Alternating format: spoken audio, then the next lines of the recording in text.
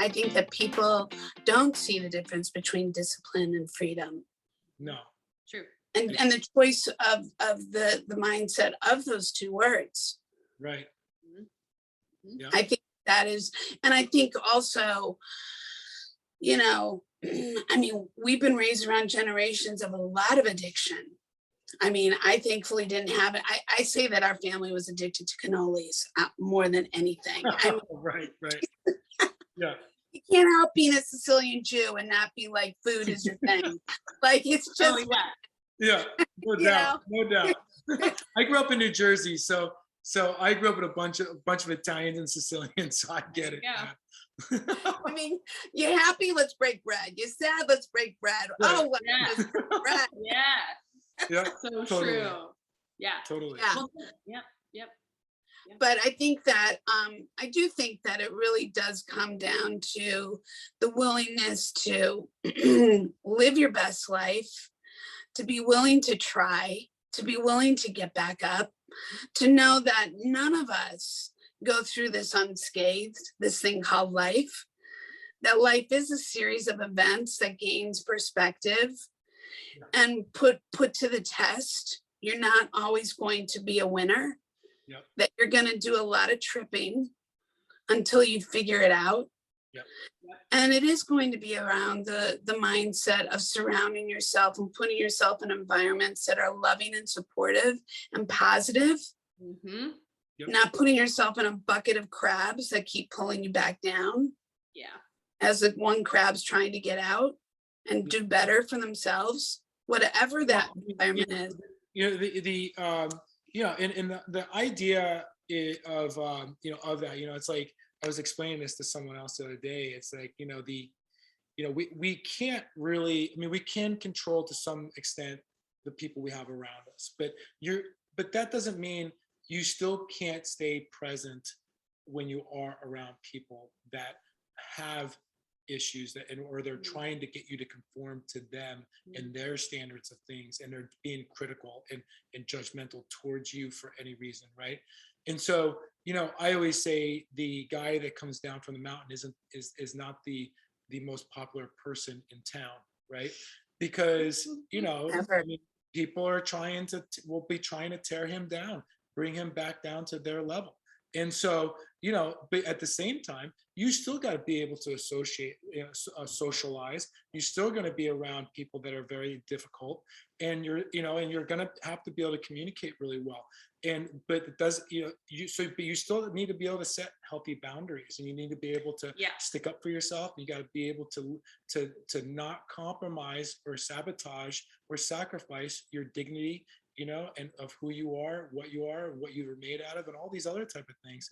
And I think that, people that are, looking to make changes in their life, they're not only tackling the bad habits and having to change the bad habits, but they're tackling this system of people that they have around them that aren't going to support them, that aren't going to want them to change. And therefore, because a lot of people I know that go to change their lives go right back to their old self because it was just too difficult, too disruptive. They were either going to get divorced from it, they were either going to lose their family members over it, they were going to be chastised or whatever, cast out of their friends groups, whatever. So they were just like, oh, I just can't do it. It's like it's just too much. And I just say, well, okay, so I guess that's it then, And so I always think, change is hard, right? And the biggest issue you're going to have with change is that it's a catch-22.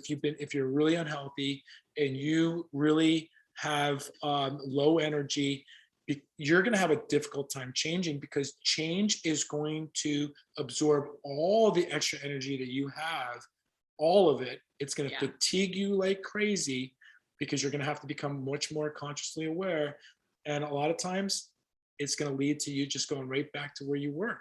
So you have to figure out how to gear yourself up for it. That's why I really believe you have to have a coach. You have to have a mentor. You have to have a support system.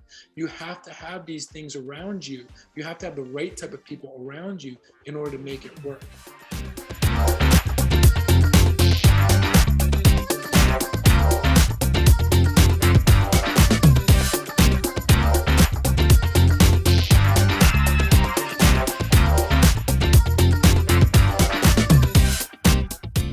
everybody. I'm very excited today to be interviewing two wellness coaches who have created programs called the Morph Method and the Reviving Metabolic Reset Method. Rachel Sigl and Jake Platt are going to be joining me today to talk about health and wellness and how they got into the industry and what their process is and how they're helping thousands and thousands of people at this juncture, probably around the country, because especially during COVID, how things shifted. So I'm really looking forward to being able to interview them, reflect and talk about how things have evolved in their business, how they're helping people, what their purpose and their passion is going forward, and how things have had to pivot through this whole process of going online and seeing people in person or not in person, and how their purpose and their passion and their mission, serving people and serving others and their health and their wellness, is going forward in success in the process.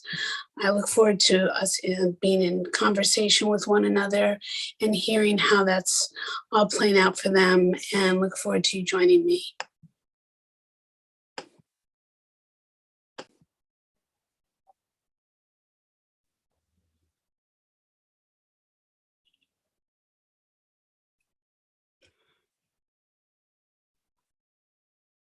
Hello, hello. Hello, hello, hello. So first off, I want to say hi, and I want to thank you, and I want to introduce you guys in a little bit of my own casual formality, and then get started with all the things. You good with that? Yeah, cool. Okay, cool. So I want to say, first and foremost, I'd like to say thank you for Rachel Sigl and Jake Platt joining me today on my Camp Fifi Uncensored podcast, which is very humorous because Rachel and I go back a little ways within the COVID pandemic period of how we connected. So the fact that we're both here right now, along with Jake, who are the creators of Revive, I can't even talk all of a sudden. Revive Metabolic Reset Program, along with the Morphed Method, right?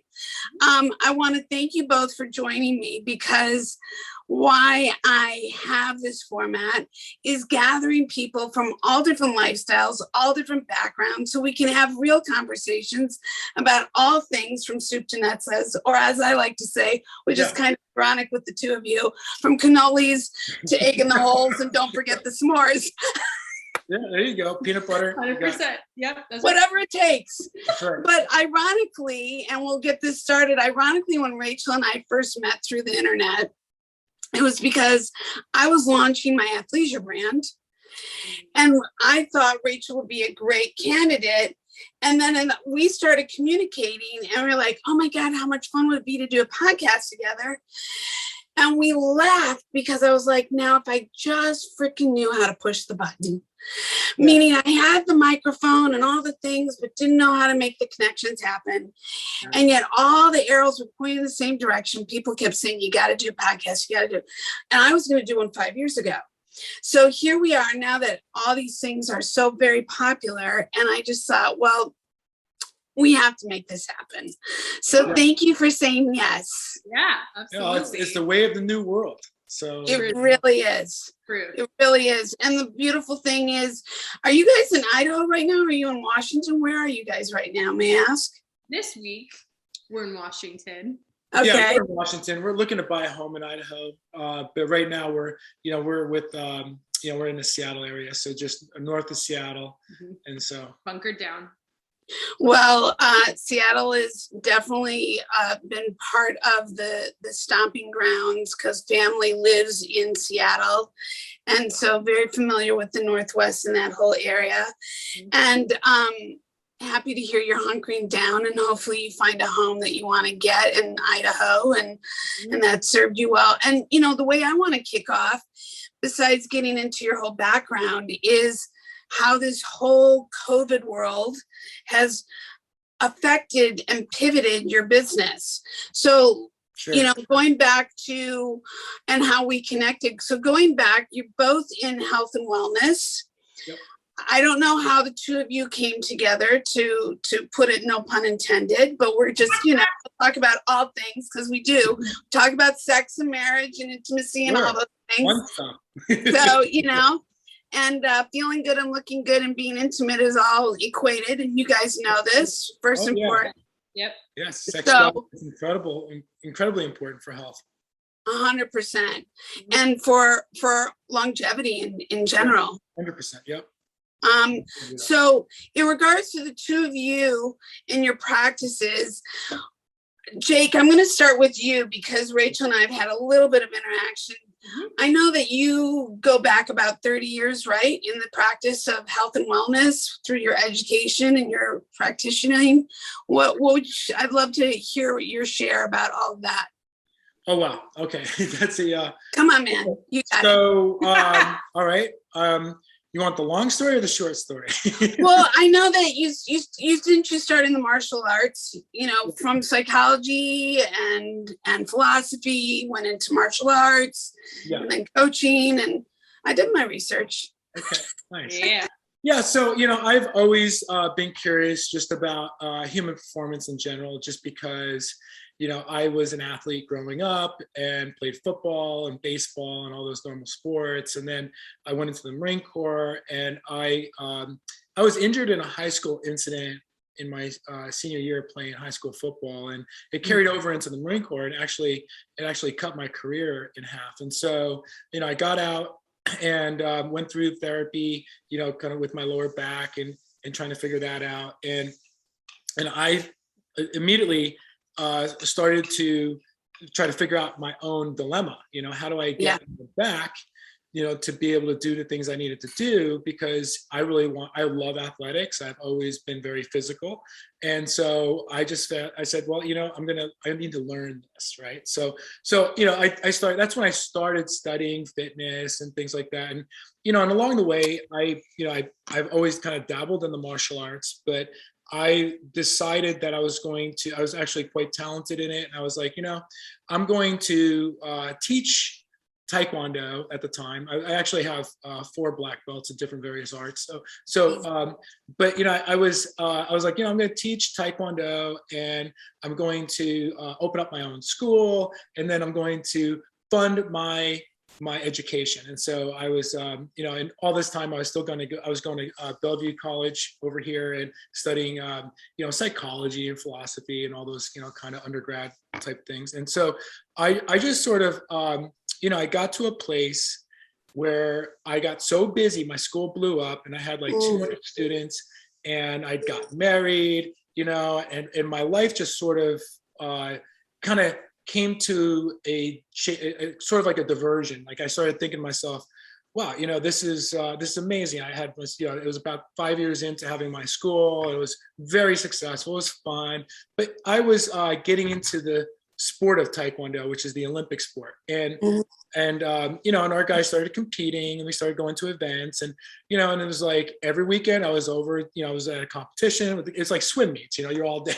there. And so I ended up getting quite competitive. I'm very competitive. And so I got this competition streak in me that I was going to win these events with these kids, right? And teams and some of these adults and stuff, and kind of reliving my youth where I kind of got injured in football. I never finished out like what I had always set out to do. And so I was like, oh, I'll just do it for these guys, So, and I was competing as well. And I just wasn't a good competitor just because my back was never allowing me to compete at the level I wanted to. So I ended up getting to a place where I was kind of hitting a glass ceiling. I just didn't know how to progress my athletes to a higher level. We were kind of winning local events, but then we would lose in national events. And it became, an obsession of mine. So I started studying ways of increasing human performance. And so I started doing, learning about plyometrics and speed training and balance exercises and more, just sort of all the components that make up fitness. And I started to really kind of learn how that all system goes together. And then I got involved in a project that was short-lived. It was a couple of years old, and it was a it was a healthcare company that was looking to bridge Eastern wellness with Western. And at that time, they were looking for people to lead that, and I knew someone in that company, and they brought me on board, and they were gonna, and then so they put me through an educational program. So I did like a couple, dissections at Bastyr. I've done, a kinesiology program through an institute in Encinitas, California, and I started really kind of getting a good idea of what it would entail to increase speed, stamina, all those factors that contribute to higher performance in sports. And then and I started applying them, and I didn't know exactly what I was doing with the Taekwondo athletes, but they were really increasing their abilities quite rapidly, and we ended up winning a lot of events, a lot of national events, international events. And in 2001, I did a seminar for a couple, like the Olympian Stephen Lopez, who just came off of winning the gold medal in Sydney, and his brother, who was leading the head coaching he was the head coach for the USA team at the time. And so I immediately, they found that I had, some really good knowledge and skills and whatnot. And so they brought me on as an advisor. And so I started developing the strength conditioning program for his players, which were, a lot of them were national team members, and some of them were aspiring to become Olympians. And so that was sort of my shift away from like a little local Taekwondo program to more of a higher level competitive athletic sort of program. And so I kind of outgrew the school in a way. And so I then went through a divorce, and I needed a change of life, and I kind of left the school behind. I sold it, and I went on a different path. So I started to go back. I went back to school. I started studying more, and then I eventually landed on opening up my own gym in Green Lake. And Green Lake. Yeah, Green Lake was amazing. So from there, I was still involved in Taekwondo. So I had, I became the head coach for the U.S. Air Force for the '04 Olympic trials with one of my athletes. He was in the Air Force, and they gave me the credentials to coach him through the Air Force. And so I'm not in the Air Force, but they kind of, would credential me as being the head coach for their team. And I went to the Olympic trials, and we came in third place, and it was such a great experience. And also Steven, the guy I'd been coaching, he took first. And then he was going to Athens, Greece. And so he took me along with him to Athens, Greece. And so I helped him, with like warming him up and stretching him out and conditioning him, stuff like that. And he won the gold medal in Athens as well, which was really cool. And so I came back, and I kind of felt like I had reached sort of everything I ever wanted to reach in Taekwondo, and I really was very much obsessed with increasing human performance. And so I decided that I was going to create a school, just a gym based on that. And so I started to train a lot of tennis players, and I started doing post-rehab therapy, and I had a lot of private clients, one-on-one clients and stuff. And then in 2006, I was introduced to the CrossFit method. And at the time I was like, okay, what is this? Right. And it looked really weird, strange, different, all of those things.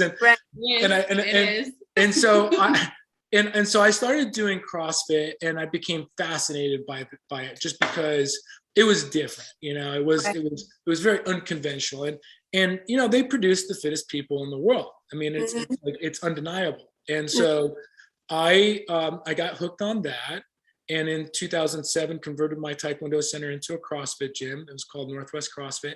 And then I opened up a year later another gym in Bellevue, Washington. And so we had 2 gyms, and I just started to really get involved in coaching a lot, and doing all, fielding these athletic teams, and then just anybody and everybody would come into the gym. I had kids, I had adults, I had older people, whatever, and so it really was really fun. And then in '09, I was challenged actually by another CrossFit gym, and they were claiming that I just wasn't qualified to have a CrossFit gym for whatever reason. I was kind of like, I don't know what sparked all that, but it was controversial at the time, and I just said, you know what? Okay, I've got this gym, and they're kind of they're claiming that I'm not qualified. I said, okay, we'll see how qualified I am. And then my competitive spirit came out again, and I fielded a team of 6 athletes, and I brought them down to California, and we spanked everybody in the 2009 CrossFit Games and won first place. And so I brought back the affiliate cup, right? And then I made sure that guy took my picture, with my team. And so it was sort of a great time. But I look at those things and I just say, well, I'm pretty much done with chasing medals, and so I was kind of done with the competition type stuff. I just did it just to prove a point. And in 2010, we fielded another team, and they did really well. And in 2011, we did the same thing. We're number 1 in the world. And then but they disqualified us right before the qualifier for regionals, because it was an online event, and they said that we cheated. And we didn't, but at the time they had a rule where you couldn't have the team train at different gyms. And what happened was I was only one of a few guys in the world that had multiple gyms.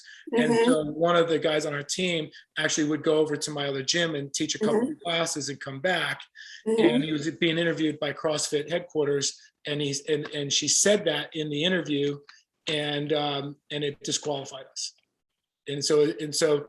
And ironically, the year later, they actually changed the rules. So you were too much, yeah, because that was just a threat. That was fear. That had nothing to do with your truth. Yeah, right, exactly. But at that time, I just said, you know what, I'm kind of done with this. So then I opened up so I still had the 3 gyms. Actually, I opened up a 3rd gym in 2010 in Ballard, and then I decided I was going to get out of that whole competition thing. My gyms were doing really well. We had over 1,000 members. We were one of the top gyms in America. We Men's Health ranked us in the top 5 in the United States. And so I was like, you know what? I'm just like I did with my Taekwondo. I felt like I sort of outgrown, the little CrossFit gyms. I don't know what that means exactly. I just kind of felt it, it's like, yeah. I've been doing this for 5 years. I've been there, done that, Yeah. So I kind of wanted a shift. So I went into building out a software company called WOD Time, which was, it's like WOD is short for workout of the day. And so basically what I was doing was to kind of create an online fitness company that was going to be able to help people keep track of their, their nutrition, their health, their workouts and all that kind of stuff. And, I dumped a lot of money into a lot of time and energy, and we did that for a couple of years. But in 2014, there was a couple of competitors that came into the space, and all of a sudden I was like, oh my God, I got to make a huge investment. Yeah. These guys have got a lot of money. I mean, was Beachbody, for instance, in that mix, or had they already? I think these were mainly, they were in the CrossFit, deal. Got it. So Beachbody and them didn't come out until a couple years after that. So yeah, I remember myself. And so I was like, oh man, so I was at a crossroads, and I was thinking, oh my God, what am I going to do? And so because I would need, probably a couple 100,000 at least, if not $500,000 to invest in there, to become a serious player. So I just pulled out. I just said, I just left it where it was. And at that time, Whole Foods had reached out to me and asked me if I would be interested in a space that they had in Inner Bay that they were looking to rent out. And so I went over there, and it was a brand new build out. And so I was like, oh my God, that's what I got to do. So I built that gym out, and then I went through a divorce. And that was like worst timing in the world because I'm like highly leveraged and going through a divorce. And my ex, she took one of the gyms in the divorce, and it really kind of it just nothing was the same after that, you know. Yeah. So I spent 3 years just scrambling around trying to keep all the pieces together. Yeah. And then I met Rachel in 2018. It was December 12th. See? Almost Look 3 at that. years, Lee. Very good, Jake. Very impressed. Right? Very impressive. I love that. Yeah. So I met her, and we went out to coffee, and she was in fitness and I was in fitness, and I just was like, wow, you know, we got a lot in common. And of course, you know, she's beautiful and I was really attracted to her. And then I took her out to dinner, and that was that. We never left each other's side ever since. And so we, you know, and she was having her, you know, her issues, you know, with, you know, opening up her gym. And so being that I've been doing this my whole life, I've probably had about 10, 12 gyms that I've opened up and closed and opened up and closed.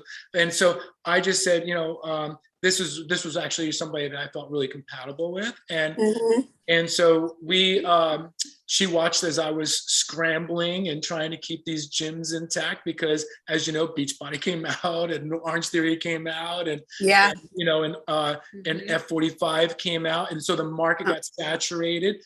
Barry's Boot Camp came out, and you know, and so the CrossFit culture was being harmed by the owner, and so the whole thing started collapsing on me. And I needed to retool. And meanwhile, you know, I was, you know, looking for something new. And so that was when I was like starting to look for other things that I was doing. So I started learning about, you know, life coaching and health coaching and stuff like that. And so we started doing that together. And then we, I ended up closing down the two of my gyms, my Bellevue gym and my Inner Bay gym, and just consolidated over into my Green Lake gym, and where I originally started, and did a mild renovation and signed an extension, a 7-year extension. And so that was in February 1st, 2019. Okay. And so we were, you know, very much, Rachel was working with me inside my gym. She was looking at opening up her own center. She was negotiating a lease. She was all set up. And so basically we were going to have my Green Lake gym, and she was going to have her gym in Bellevue. And it was just, you know, it was like a marriage made in heaven. And we were really, really excited. You know, everything was going in the right direction. Yeah. And so, you know, but, you know, what happened Until was, it wasn't. you know, all of a sudden, COVID came. And, you know, and we were celebrating my birthday on February 26th down in Arizona. And I just saw the writing on the wall. Like, I just was like, they had already put the restrictions in place, the 6-foot distancing, and, you know, the mask wearing and all of that. And, you know, it was just, and I kept saying to myself, I go, you know, I bet they're going to shut us down. Yeah. And I had just put all my eggs in the basket, you know, with the long, you know, signing a long-term lease and, you know, everything in place. And I just started having this like idea that, you know what, I've got to find an alternative here because this is not looking good. And so March 8th came, I reached out to somebody who had inquired about buying my gym. And I ended up just dumping it for pennies on the dollar, getting out from underneath of it. April 1st, I'd closed the deal, walked away from it. So worth it. Thank God. Thank God. You know, and then, you know, what a blessing. Yeah, exactly. Seriously. Right. Seriously. Absolutely. Yeah. And so, you know, and then Rachel, you know, she backed out of her deal. And so then we were just sort of free, which is a really weird feeling. I've always had landlords, and I've always had, you know, 4 walls. I've had staff, and, you know what I mean? Like, everything's tangible, right? And then you know, I'm in my 50s and I'm trying to learn something. I mean, I had a hard time writing emails to people. I never really had to do anything, you know? And so all of a sudden I'm like having to learn this entire online, you know, how to do everything online.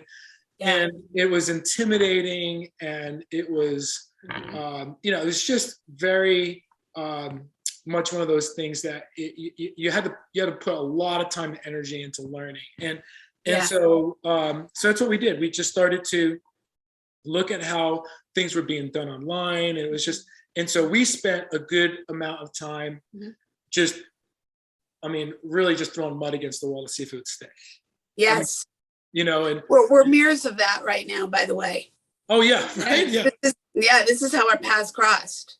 Yeah. For this very reason, which is at the core of all the things I have to ask you about. Because I think personally, from a philosophical perspective, it doesn't matter if you're talking about weight loss or resculpting your body or resculpting your life. Right. Totally. It all starts with your mindset. All the things and how fluid you're going to choose to be, or how stuck in the mud you're going to choose to be. Yep. And how really talking about human performance, how in your ready position are you to pivot at any given moment. And we didn't have time. Like I didn't have a whole lot of time to feel sorry for myself. So it was just one of those things where, like, once I signed that lease, once I walked away from it, you know, I had a feeling of like really awkward. It was very awkward. We were still in the in that pandemic where, you know, things were going into lockdown and everything was getting really weird. And I just said, you know, we just got to get out on the road. Let's just get out on the road. So we just went on the road. Like we went on the road throughout the entire ordeal for a year. And we would come into town just so we could spend time with my son, but then we would be right back out on the road. And we did that for a long time. And no regrets. I loved it. I thought it was one of the most important things we ever did. It made us closer. And we also, you know, we were able to think clearly because, you know, I mean, if you're locked down and you're like caught inside and you're going to drive yourself crazy. I don't know how, I think that's what happened to everybody. I think everybody went crazy. Yeah. Well, I 100% agree with you. If you do not, again, stay fluid and think pivotably and think outside the box, I think this is where the crazy did come in. Now, that doesn't mean like you got the most fit you were ever in your life, or what. It was all about the ability to transition and the ability to see opportunity and the ability to fall on your face and not be in ground zero of limited beliefs. Right. And that to me was like the trajectory for everybody. And I can tell you today, because I come from the entertainment industry, you know, your face is not in a computer or in your phone doing your job. When you're talking about number one leading man or leading female with what I do, it's all about them. It's all about, forgive me, putting Humpty Dumpty up on the wall and making them shine. And I mean that in the most loving way. I don't mean that in a way. I mean that in an honest way, doing good business. Right. That was, everything was shut down. Yeah. My 80-hour week, as well as my husband's, though that's not healthy, was shut down.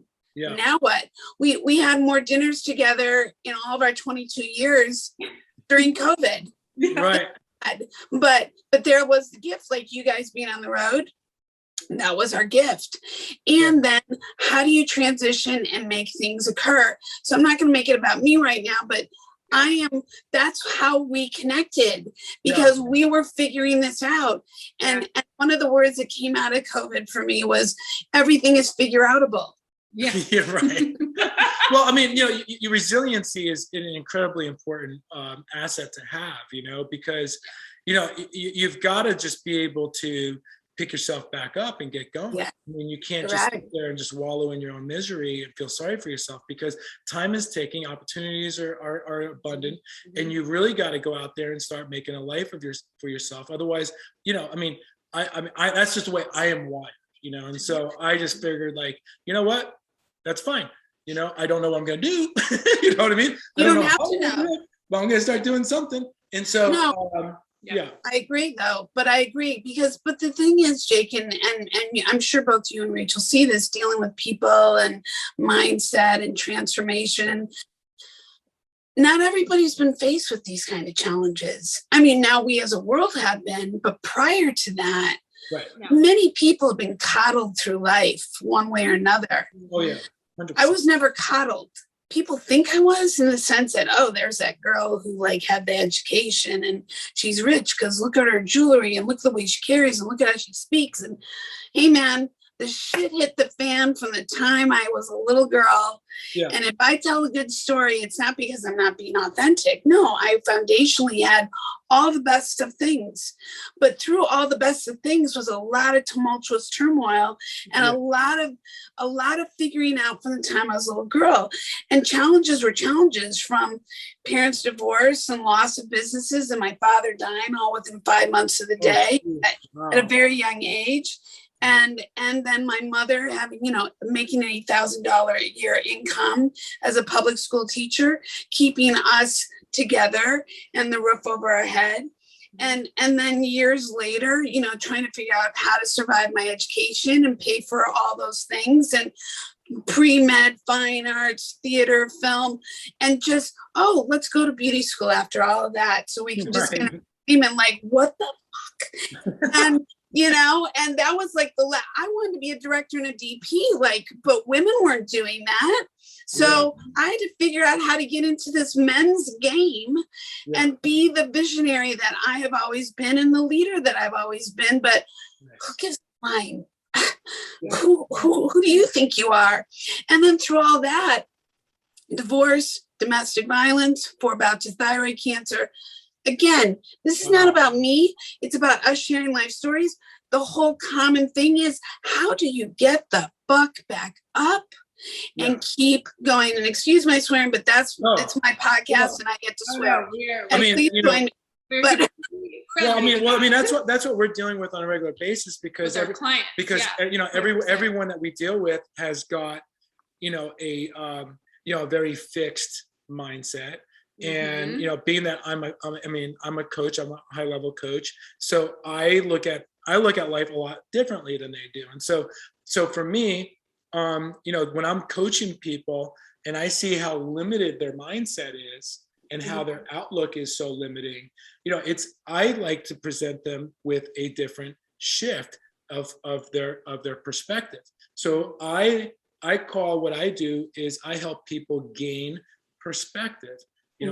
So they increase their perspective on things.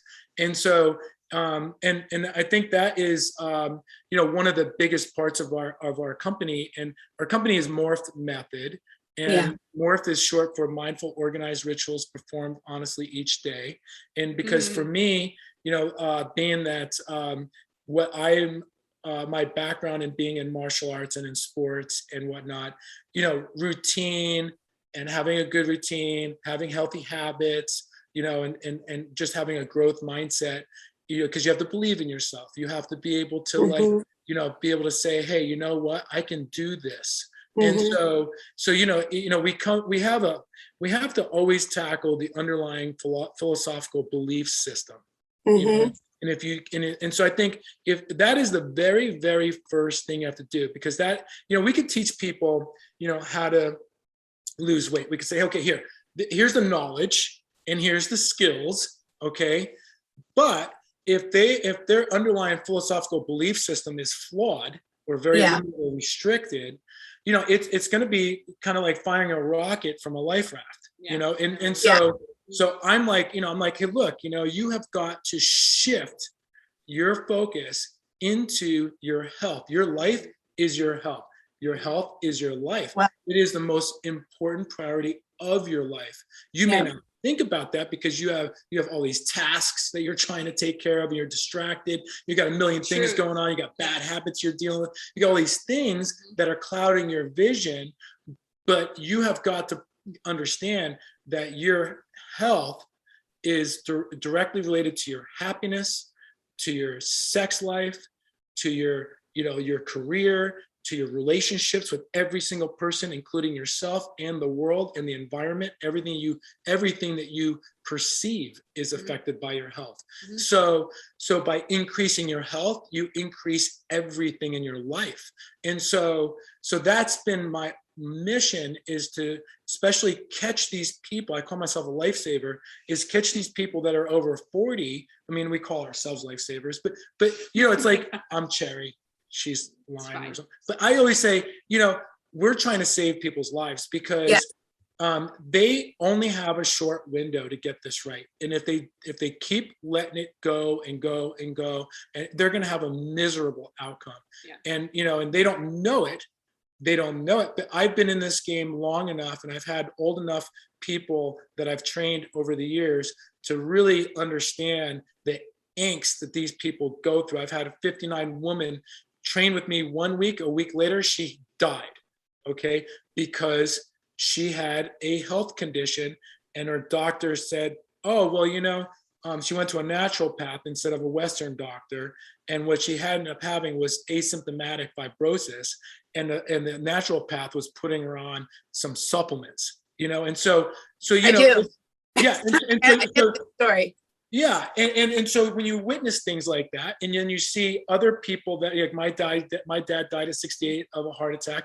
And you see these people that have just miserable lives after they turn 50.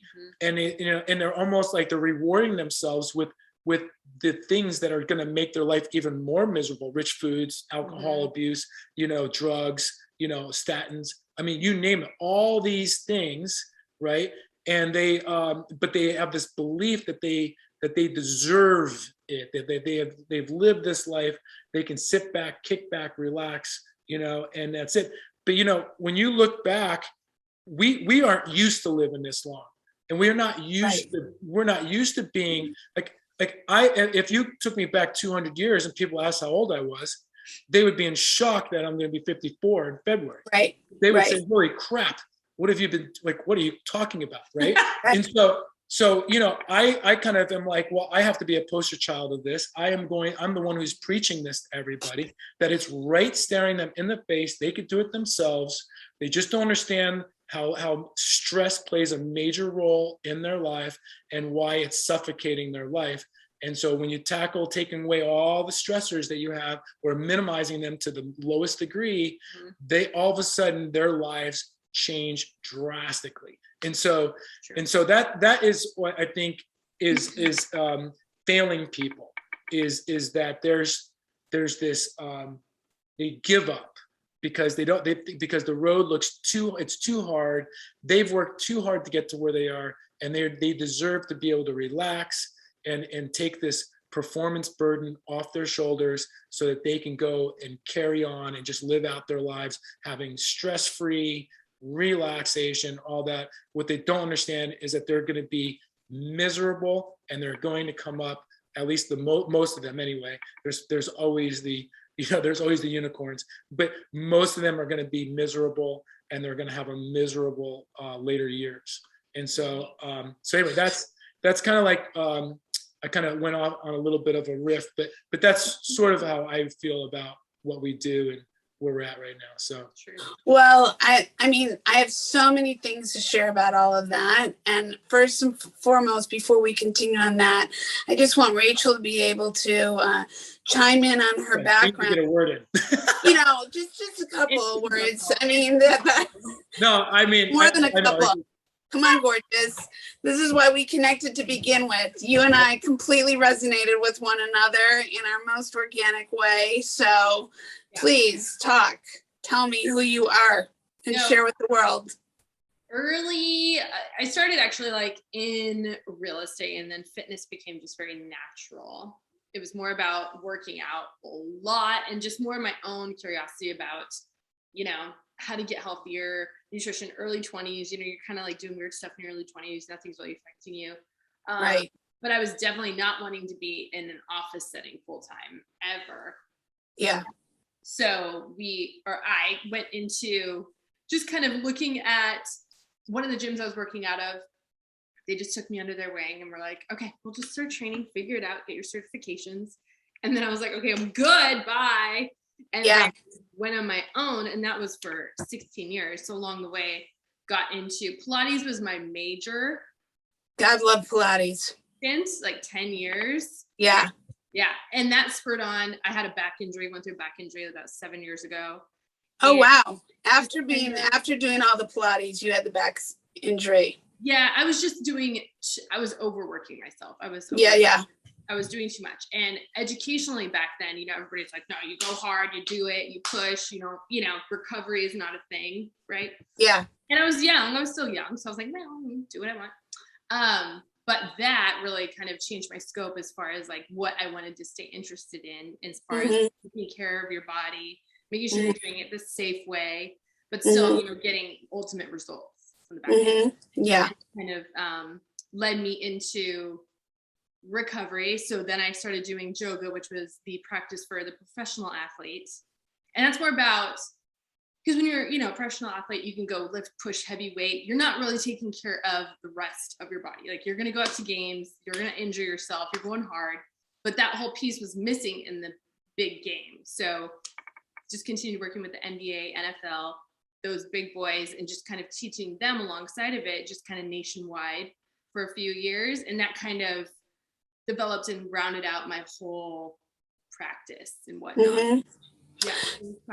So in regards to so yoga, I know is for the athletes, it's yoga for athletes, but so you know, is it Kundalini meets Bikram meets like Ashtanga? Like what does yoga mean? Are you breathing? Are you stretching? Are you doing 26 poses? What's the deal? Totally. Well, because like no offense, you're fine, but like the attention span of, you know, those type of people is very small. They don't want to sit there. This is not like yin yoga. It's very efficient, but it's teaching them how to activate properly. So when they can hit the weight room, they're using the proper muscles and not overcompensating, because that's how they get injured, right? It's like 100%. They don't care. Their egos are, you know, they're going to take over. So it's just about and handling their stresses and anxieties, right? Because they're they got a lot of pressure. They're moving through games. So teaching them how to use that with breath work. Yeah. It's so not, important. Yeah, totally. But it's not slow. This is very like, we're in out with a different series of poses pertaining to like what they're interested in or what needed to be done to get them back on board. But it prevents soft tissue injuries. Is the biggest Absolutely. And well, I mean, you both know, as do I, like the importance of being properly stretched. So whether it's the bar work or whatever that may be, that does prevent the injury and yet supports all the muscles in the core and everything, and allows you recovery faster, but also in the moment of being an athlete and doing whatever it is that you're doing, whether you're on a football field or swimming, how your body can adjust differently than those who haven't had that preparation. It's a really funny thing because it's kind of a joke that I say that I've been an athlete all my life, and yet if you saw me right now, which I could stand up, but stop. Oh, you're putting yourself up here. You might have to stand. Hello, baby. I'm a 5'4" woman with a tush, and but I always make the running joke. Jesus God, if I hadn't done any kind of working out or hiking, God only knows what kind of a house of a woman I would be right now, because I think what actually, and that's not a joke, I don't make fun of it. I say that, thank God I had ballet from the time I was a 3-year-old kid, and swimming. And then that took me to all forms of other dance form and tennis. And then throughout up into my career, from bar work to Pilates and yoga, and then hiking miles. If I didn't have those things, and then going through thyroid cancer 4 times, where my body has gone up and down, because this happened last decade, my body has gone up and down 40 pounds. And then I took care of a mom who went through 5 strokes in the literally passed away 2 weeks before COVID, the country shut down. Wow. And so this last 10 years, along with working 80 hours a week, taking care of number ones on the call sheet, not having the freedom of your time, being up on the average between 2:30 and 4:30 every morning to travel to whatever location, wherever around the world, be it locally in Los Angeles or Morocco. Yeah, true. My husband, an Adonis. I mean, Jesus God, I practically dropped my ever the first time I ever saw him. I was like, how did you get here? Was an athlete, a football player. His mode of transportation was cycling around the city 60 miles getting to work. every day. Now would never get on a cycle with texting and cars and way too dangerous. But I've seen both of us go through this transformation because we work all these hours for other people, doing what we need to do for pension and medical. This is, I'm sure, a story that you hear a lot of, whether you're a truck driver, a waitress, a doctor, whatever you are, or even an athlete from your past. You go through stuff and then you age. I mean, I'm older than you are. You look good. Wow. You're great. But that's why you have to stay, though, when we work with clients that are over 50 or over 40, age appropriate workouts. 100%. Like totally like reframing that whole situation. 100%. You know, it's, you know, when I think about aging, it's stress, right? Like stress is what's killing us, right? Whether, you know, whether it's, you know, the aging that's going on inside of us leaves us less able to buffer, you know, other stresses, you know, environmental stresses, you know, emotional stresses, you know, mental stresses, whatever you want to call it. Like stress is stress. I mean, there's good stress, right? Yeah. You know, that's triggering, you know, anabolic processes and good things, you know, like there's good stress, right? Yeah. But then there's like then there's bad stress. There's a point at which, you know, there's stress that's bad, right? And so you have to identify, as we, you know, what are these things? You know, what are these stressors? Because if that's the culprit, if stress is the culprit, right? Well, then how do we reduce it in our life? You know, and so, you know, what kind of stress are you getting from the foods you're eating? What are the kind of stress you're getting because you're not getting enough sleep? What's kind of the stress you're getting because you're not getting hydration? What's the kind of stress because you're working out too much or too little? Or what's the stress you're putting in your body if you're not paying attention to your posture and you're sitting for long periods of time, and so on and so forth. So you know, dissecting out your life and just trying to identify what are the things that you're putting on your body unnecessarily that you can actually alleviate. Okay, and then from there, how do you optimize those things in your life so that you can actually start to get really healthy and start healing and actually get to a place where you can start to really have more energy and actually be happier. And I think a lot of it is, you know, people have just lost their perspective on things. And, you know, and it's just, it's not that the information isn't out there. I mean, sure. Right? Oh, yeah. I mean, it's abundant. You know what I mean? Oh, yeah. I mean, it's everywhere. I mean, self-help is one of the biggest industries there is, you know? So and has been for a long time. absolutely. As long as I can remember, like in my 20s, for Right. sure. Or hell, when I was a child. I mean, you know, transcendental meditation and yoga and all that stuff, that's been around forever. It's just choice. It's just flipping on the switch and saying, I want that.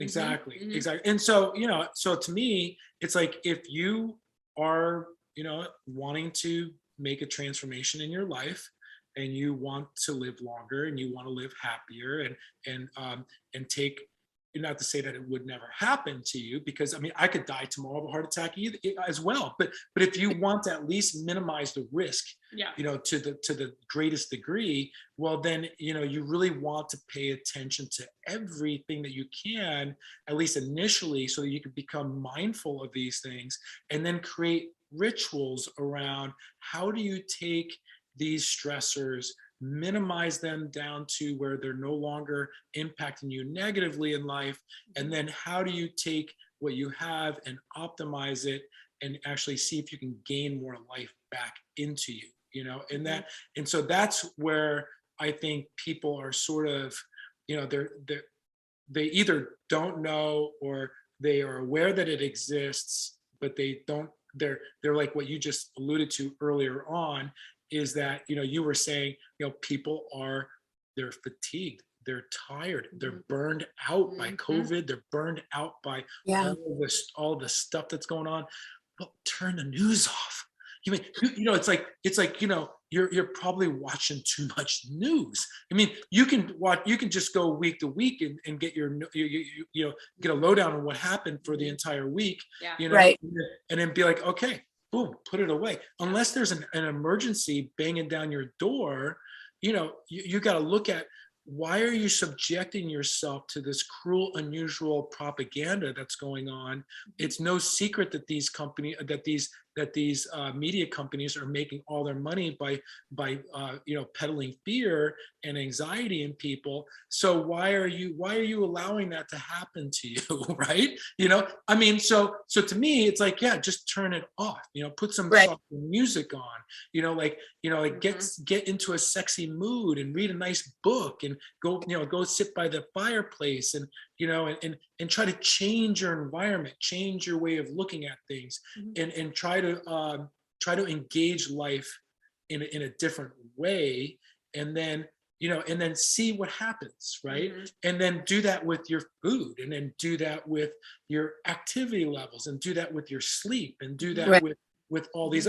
Do it with how you interact with people. Start calling people sweetheart, and start smiling at them when you talk to them, and go and ask a stranger some questions, and really start to explore, because our core is our core purpose is to be explorers, Adventurous. and Yeah. discoverers, and Yeah. so go explore, discover, create, right? Yeah.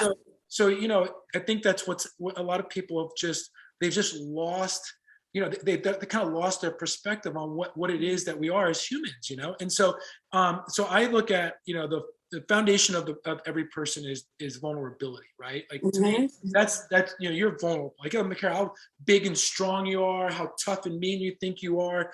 A train runs you over. Your train run you over. I mean, you're like, what I mean? Like no different than You're not impervious. someone half your size, right? Yeah. Like, you're not going to survive it, right? So I mean, everyone's vulnerable, right? Yeah. And so you but that doesn't mean because you're vulnerable that you can't toughen up. It doesn't mean that you can't become stronger. It doesn't mean that you can't push back on aging. It doesn't mean that you can't really put a good fight against Father Time and Mother Nature, and actually, live out the rest of your days being a healthy, vibrant, strong, older person who's actually, able to do a lot of the things that they want to be able to do without, without any sort of limitations. And so to me, I look at that, and that is what I'm looking to want to do personally. And so I try to inspire others to do the same, right? And so and that's why I think that there's a very big misconception out there that you can't do it because you're too old, you're too set in your ways. It's like, no. As long as you have a heartbeat, you can do it, Yeah. And so you just clicked on something though, Jake, and I didn't mean to interrupt your minds, your fluid statement here, but I am and I think it's also because of an age that I've hit or that I've just become. It's amazing to me how people want to take a number and label people. Sure. It's shocking to me how absolutely non-relatable that is. Absolutely. Because it does come down to mindset. Yeah. I mean, I have people who think I'm 20 years younger than I am. Totally. And I know it's because of my mindset, because, part of my mission on this podcast is, where we gather around the campfire because the spirit is young, the soul is wise.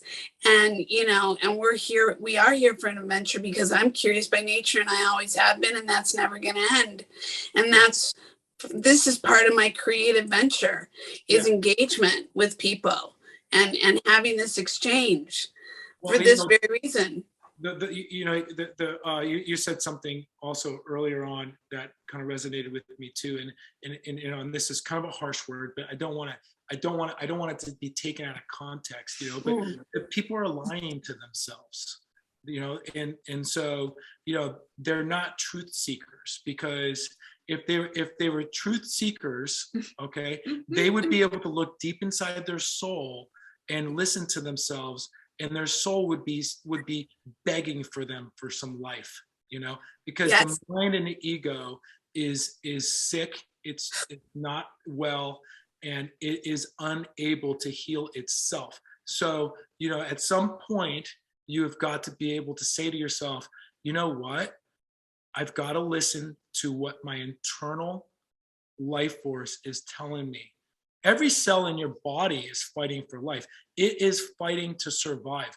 It is, it has a will to live. Every single cell in your body. If you took a cell out of your body, put it on a petri dish, that cell is going to do everything it can to stay alive. Yeah. Well, where does that will to live come from? And so you are just one big huge collection of will to live. So if you're not in line with that will to live, and your mind is fooling you into believing that you don't have to be in alignment with that, and by the way, you can mistreat your body and abuse it, and that's okay. And by the way, and it doesn't that's an internal conflict that's going on, and that in it of itself is what is perpetuating this whole entire disease that they have.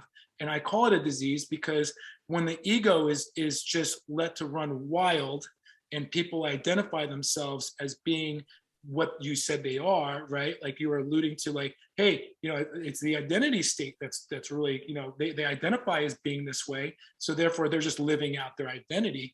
But you have to question. Like, that's one of the first things in growth mindset is you have to start questioning your internal dialogue, your narrative, and so how do you get to a place where you can start saying to yourself, hey, you know what?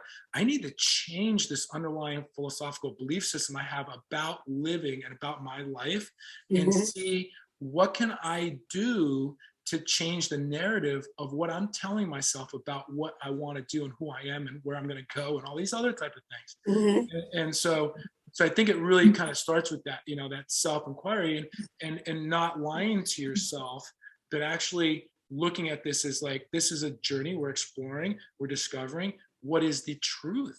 What is the truth, right? And because if you were to take your life all the way to the end zone and you had your 5 minutes left to live, you're going to have a moment where, if you're at least consciously aware, and you're going to have this like little play in your head saying, did you do what I wanted you to do? Did you take care of me? And so me, I'm always serving my future self. I'm serving that old man who's got 5 minutes to live. I'm serving him at that time before he goes and closes his eyes forever. I'm serving him, and I'm saying, hey, I'm going to do my best for you. And so I'm going to, that's what drives me, and so when I see people that are ignoring their future self and that little conversation with them, they're like, he'll be okay with when I get there, he'll be okay with me. I'm like, oh, okay. All right, we'll see about that, but right. That's living life without regrets, right? Living life, because you didn't censor yourself, you didn't limit yourself, you didn't conform, you explored, you discovered, and you were looking for ways to be free, to be able to live the life you want, and on your terms. And so you got to, people have to start questioning where they're getting this identity that they place on themselves. Where are they getting it from? And why do they have it? And why can't they change that? And so that to me is the underlying issue. But typically, well, it is. Go ahead, Rach. Typically, people, when they, like I to his point, like when they're disconnected like that, like I just say they're asleep. But it usually takes an event, right? Wake up them to come, you know what I mean? Wake up or be like, okay, I really need help. The doctor was really shitty. Right. I've got a freaking heart attack on the rise. I'm diabetic now. I'm really screwed. I gotta lose 70 pounds. I'm right.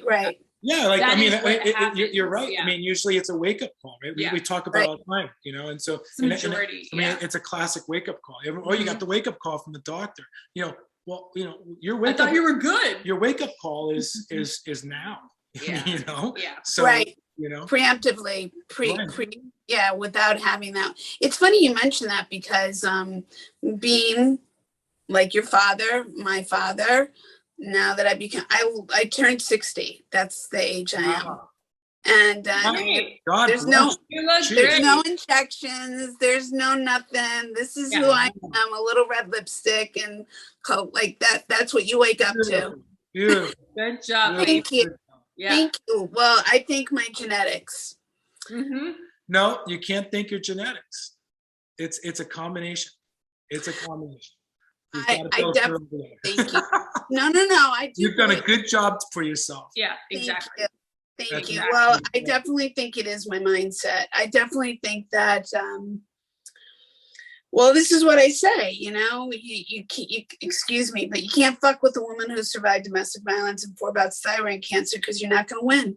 No, ma'am. Yeah. Not going to win. I will take you down. I will take you down. I was trained as a pro boxer. I will take you down. And I don't mean that. And that's the irony is I'm not mean spirited and I'm not that person who would ever threat to take you into a back alley, but I have that spirit. Right. Mm-hmm. You are not taking me down. I don't need to be in this room. I don't need to be with your toxicity. Yeah. There's plenty of world out there, and I know how to live it, and I know how to be it, and I know how to to create it. Mm-hmm. So yeah, I find right now that I want very much to be in non-toxic rooms with less egotistical individuals who don't serve my passion or my purpose. And I'm grateful as much as this pandemic has been an unfortunate circumstance for the world as we know it. I'm grateful that it's given me this space to say, Felicia, if not now, when? So, the podcast that I wanted to launch 5 years ago, and when I did a quick recording with a friend, went, oh God, no, that's not happening. Did you hear my voice? What the hell? Now, when all the arrows and my coaches are all like, you got to take all these ideas and put them, because I've been asked to write books. I've been told I should write, I should speak, I should travel, I should do all the things that I've collectively done all these years. To me, having this platform to bring in delicious human beings like yourself and to have this platform to keep doing more of this, to me is like an orgasm times 10. It's like, this is the way to live. This engagement of sorts, meaning just showing people this is what matters. Exchange. This is our greatest bank account. Our exchange with one another to serve each other for a bigger purpose that you'll be able to take back to your community and say, listen to this conversation, this very authentic conversation. Going back to truth, I posted on truth. I write on this. I just did a 6-minute promo for the podcast. I went, oh God, nobody's gonna want to hear this, but it was all about being real. Yeah. I'm so over people not being real. Now, if I was being real, I'd need to take 40 pounds off. Am I detached from that? No, I'm very aware. But all the other things in perspective in life, I am like, let's take it on already. Mm-hmm. And I am around a world and have made my career in a world of illusion and delusion. Yeah. Mm-hmm. So for somebody who's very much a realist, and very passionate about perspective and very passionate about calling it what it is, there's not a whole lot of room for you in those spaces. No, true. How I've survived this long is beyond me. And I'm not trying to get myself out. I still think I think I'm going to be directing at 80, like Academy Award winning shit. No, you're too spicy. Yeah, true. I am all sass, but sass in the most loving, giving, nurturing, grounded way. Not sass like, give it to me now. No, I'm sass like, I've earned this. I have something to share with you. Yeah. If you're willing to listen, I might be able to help guide you. No different than what the two of you do, which is why, again, I wanted to do this, because I knew that we would have this harmony, even though we've never sat down and broken bread or whatever. I just sensed that. And why? Not because I need to be aligned with you, but because I wanted to have this platform to show we're 3 distinctly different people. Yeah. But at the core, we still want to help others. Yeah. We still want to raise people up. We want to give them the best version of themselves. We want to enlighten them to go, well, if not now, when? Yeah. And what's stopping me? Me? Yeah. Right. Just sharing the same values and principles, right? And I think that, people have stopped living their values and principles, or they don't know what they are. Right. I mean, and so there, I think that's something that I don't see a whole lot of people putting effort into learning about what their own values and principles are and whether or not they're living them out. And so, I always felt that, one of the biggest issues I've seen when I was saying that, people are truth seekers is, I mean, that would be, if everybody was a truth seeker, it would be a lot different. But we have a tendency to just, tell ourselves these lies, believe them, and then lean on them, identify with them, and then that becomes our internal narrative, and then that's what drives you, is through life. And at some point, like Rachel was saying, there's a wake up call of some sort. Right. And you realized at that point that isn't going to work anymore, and I've got to change something, but still it's not, okay, do you take a pill now? Do you, like, I mean? So, are you going to hijack this now and try to like, because it's going to be hard, because it's not easy. Yeah. It's like, there's a lot of work to be done, to recalibrate, change things around, the change process, as disruptive process there is, Well, it's funny you say that, because anything that looks simple, I just said this because I work on Dancing with the Stars. I spray tan everybody, and it's ironic because I do more nudity in my life from the time I was a little girl. I've seen more vaginas and penises and tushies and breasts, and I am a sculptor. I mean, I literally am a fine art sculptor. So I have a very it's so interesting about the body. I think my soul was probably nude back in Roman times. Like, I probably was like the thing that people wanted, and I don't mean that in an ego way. I've actually been told that by other people, like, do you know you're in the art history books? And I'm like, whatever, but I say that because I think that it humors me that I, of all people, who's not what people would think. I mean, like I said, I'm strong, I'm athletic, but they will look at me and go, really? How did she because I love and care on you, and I make love to you without while it being very, professionally speaking.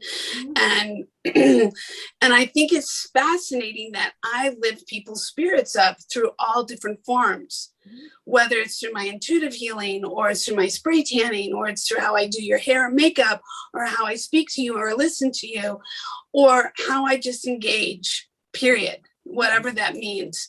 And I think that that's what you guys do. And I think that that's what obviously has been such a talent of yours individually and collectively that have brought you to this point, and your ability to constantly recreate and get back up and inspire, and not have, whether you've had your own forms of wake-up calls, your own versions, or I've had my own versions. Sure. Right?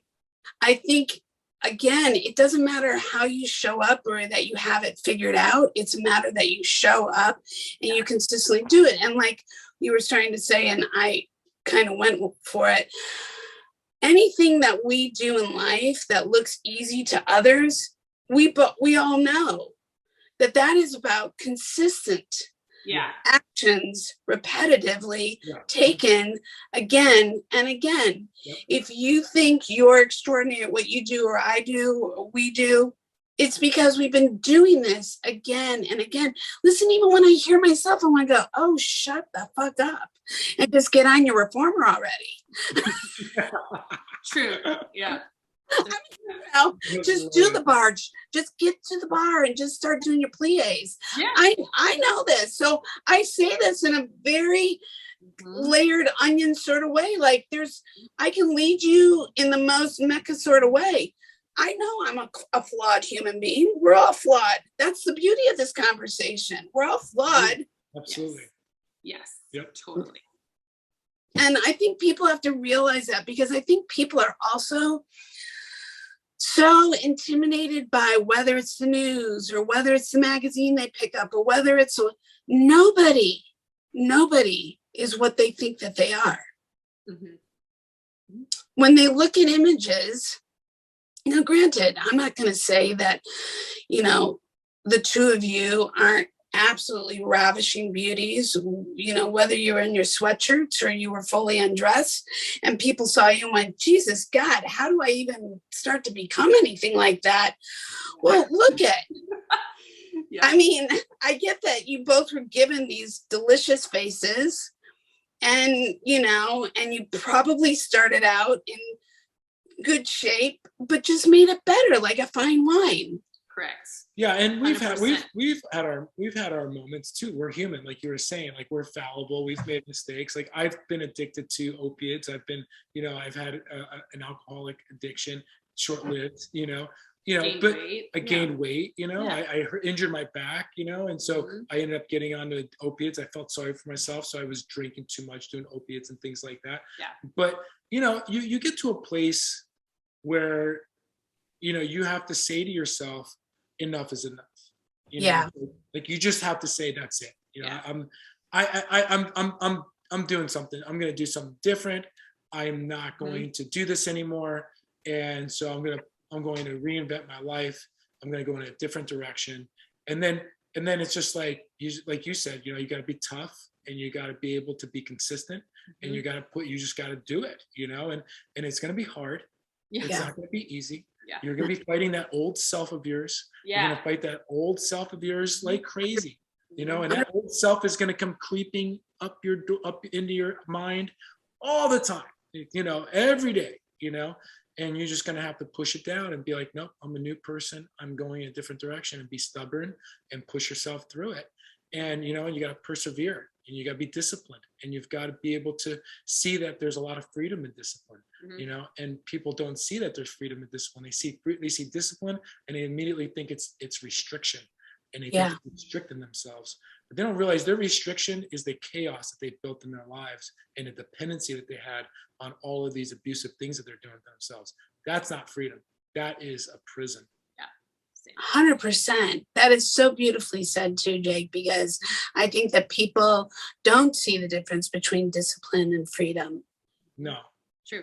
And the choice of the mindset of those two words. Right. Mm-hmm. Yeah. I think that is, and I think also, I mean, we've been raised around generations of a lot of addiction. I mean, I thankfully didn't have it. I say that our family was addicted to cannolis more than anything. I mean, Right. Yeah. you can't help being a Sicilian Jew and not be like, food is your thing. Like, it's just, Yeah, no doubt. I grew up in New Jersey, so I grew up with a bunch of Italians and Sicilians, so I get it. Yeah. I mean, you're happy, let's break bread. You're sad, let's break bread. Right. Oh, let's break bread. Yeah. Yeah, So totally. true. Yeah. Totally. Yeah. Well, yep. But I think that I do think that it really does come down to the willingness to live your best life, to be willing to try, to be willing to get back up, to know that none of us go through this unscathed, this thing called life, that life is a series of events that gains perspective and put to the test. You're not always going to be a winner. Yep. That you're going to do a lot of tripping until you figure it out. Yep. And it is going to be around the mindset of surrounding yourself and putting yourself in environments that are loving and supportive and positive. Mm-hmm. Yep. Not putting yourself in a bucket of crabs that keep pulling you back down. Yeah. As the one crab's trying to get out and do better for themselves, whatever that environment is. The idea of of that, it's like I was explaining this to someone else the other day. It's like we can't really, I mean, we can control to some extent the people we have around us, but that doesn't mean you still can't stay present when you are around people that have issues or they're trying to get you to conform to them and their standards of things, and they're being critical and judgmental towards you for any reason, right? And so, I always say the guy that comes down from the mountain is not the most popular person in town, right? Because I mean, people are will be trying to tear him down, bring him back down to their level. And so, but at the same time, you still got to be able to associate, socialize. You're still going to be around people that are very difficult, and you're going to have to be able to communicate really well. But it does, but you still need to be able to set healthy boundaries, and you need to be able to stick up for yourself. You got to be able to not compromise or sabotage or sacrifice your dignity, and of who you are, what you were made out of, and all these other type of things. And I think that, people that are, looking to make changes in their life, they're not only tackling the bad habits and having to change the bad habits, but they're tackling this system of people that they have around them that aren't going to support them, that aren't going to want them to change. And therefore, because a lot of people I know that go to change their lives go right back to their old self because it was just too difficult, too disruptive. They're either going to get divorced from it, they're either going to lose their family members over it, they're going to be chastised or whatever, cast out of their friends groups, whatever. So they were just like, oh, I just can't do it. It's like it's just too much. And I just say, well, okay, so I guess that's it then, And so I always think, change is hard, right? And the biggest issue you're going to have with change is that it's a catch-22. If you're really unhealthy and you really have low energy, you're going to have a difficult time changing, because change is going to absorb all the extra energy that you have, all of it. It's going to fatigue you like crazy, because you're going to have to become much more consciously aware. And a lot of times it's going to lead to you just going right back to where you were. So you have to figure out how to gear yourself up for it. That's why I really believe you have to have a coach. You have to have a mentor. You have to have a support system. You have to have these things around you. You have to have the right type of people around you in order to make it work. True. I agree, because it's accountability, and it is surrounding yourself with people who help keep you in check and on the path of your goals that you set, so you don't go back on yourself and your commitments. Yeah. Well, as you age, like physically, like our bodies, like metabolism is going down no matter what. So now you're already at lower energy levels than you ever were, and you're on top of it. And you're not eating great. So you're just like really taking that to a crawl. So your natural body isn't even functioning the way it should be. So all of that on top of, change your whole life. Right.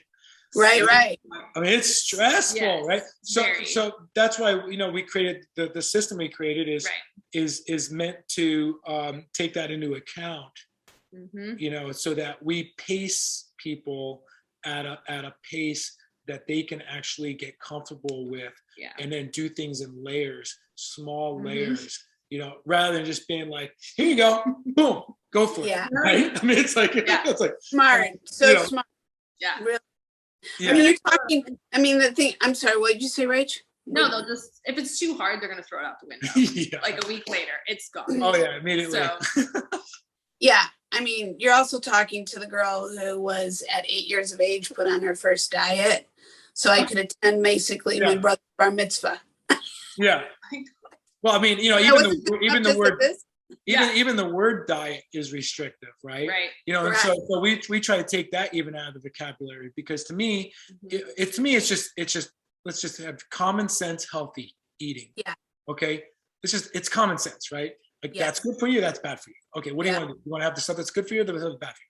And if it's bad for you, can I have it? Yeah, you can have this amount before it becomes so bad that you can't counteract it.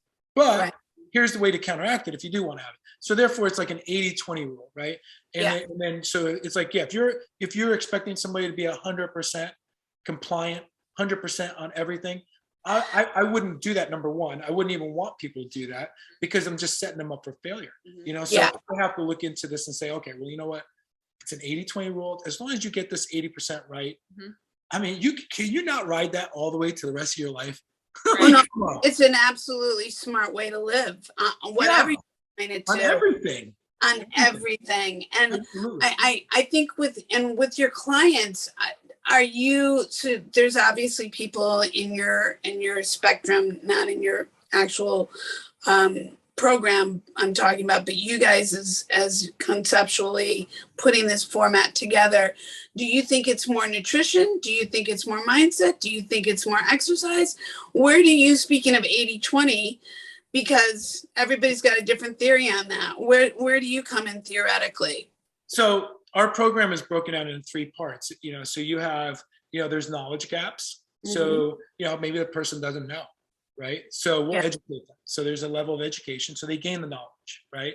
Then there's skill. So we need to actually teach them some of the skills that they may have to learn. So they might not know how to meal prep. They might not know how to, put together meals. They might not know how to shop in bulk or whatever the case may be. It could be a million things, right? But so it's knowledge, it's skills. And then the third one is really the foundation of our coaching practice, which is is the mindset piece, which is helping them shift their perspective into a philosophical belief system that will support their health over everything else in their life, and look at it through that prism. Whereas, like, hey, look, if my health increases, so does the quality of all my relationships, so does the quality of everything I have in my life increases. So therefore, wouldn't I want to make that a priority in my life? And, right. Right. And so helping people make that shift is it's a mindset, it's an exploration. So I teach them growth mindset. I teach them how to, create a narrative, how to create a mission statement, how to create, goals that are obtainable and reasonable, all of the basics of mindset stuff, which I think should be available to everybody in elementary school, but it's, oh my, 100%. For some reason, it's just not taught. I mean, I had to read books, and so, which is fine, but it should be taught as soon as you are in kindergarten, you should be taught how to do all these things. And so I really felt like, once people were able to get the knowledge, be able to develop some skills, and then from our coaching, be able to help them develop, and I call it an ecosystem of health, so that they're paying attention, they're mindful, right? They're mindful of what they're eating, what they're putting in their bodies, like what they're drinking, how they're, and I don't mean just by food, but what are you putting in your body and thoughts? Yeah. Like how are you managing what goes into your mind?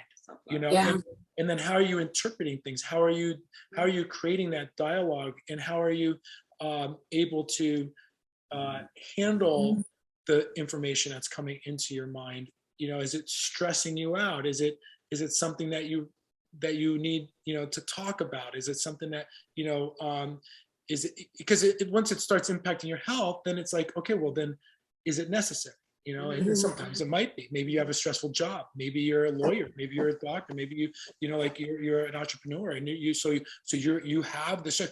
But I like to identify that, like, okay, well, can we identify at the point at which it becomes a negative stress? Because there's good stress. It's good to be an entrepreneur. It's good to be a lawyer, a doctor. You're working hard. You're doing a lot of great things for others and stuff like that.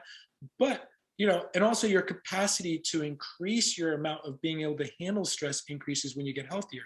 So maybe that's what it is. Maybe if we solve the stress that's going on in your nutrition, and we give you some exercise, and it makes you generally a lot healthier, maybe you can absorb some of the stress that you weren't able to absorb before, right? Yeah.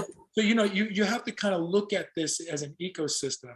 And so how do we create this really optimized ecosystem that people can live in, but yet give them a sense of freedom that they can still go out and have a drink with their friends and go to a party and go to weddings and go on vacations without feeling guilty and feel like they've lost their mind, you know? So yeah, I think that, so it's tricky, but it's also, it's a challenge. It's challenging. It's fun. We enjoy doing it, and we've got a lot of people that have gotten a lot of success. So it inspires us. Their success inspires us to get up in the morning and just keep doing it, you know. And so and then we just filmed a course actually yesterday on just healthy eating, you know, just basic stuff, simple stuff. It's for people who just have no clue.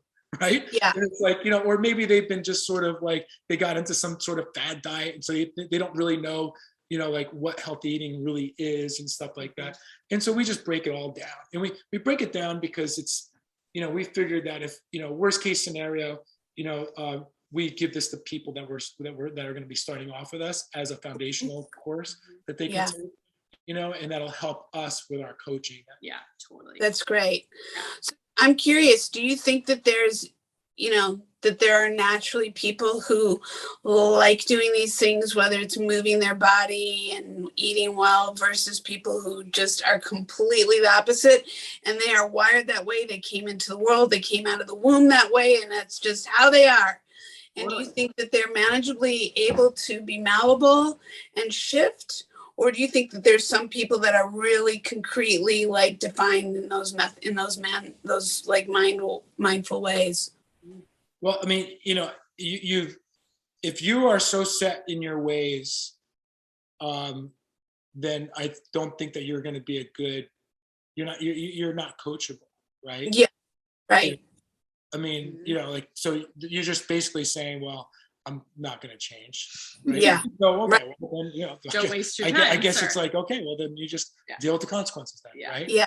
And so, you know, and so, you know, you can't, how you used to work with someone who doesn't want to change, you know, you know, you can't. So you know, we're really looking at people that are, you know, pretty much, they're at a loss, they're confused, they feel like they want to change in their life, they want to be happy again. Maybe they were once happy once before, maybe they're ex-athletes and now they're you know, they're 50 pounds overweight, they've got, you know, some sort of condition, and they're discouraged, and you know, and so we want, you know, we're looking to really kind of tap into we're looking to kind of just tap into their life, and breathe some fresh air into it, you know, and give them a new opportunity to make a shift and a change in their life, and see if you know, and then from there it's a matter of them just how bad do they want to do it, and whether or not they're willing to go through the process of it, you know, and we try to make it as pain-free of a process as possible,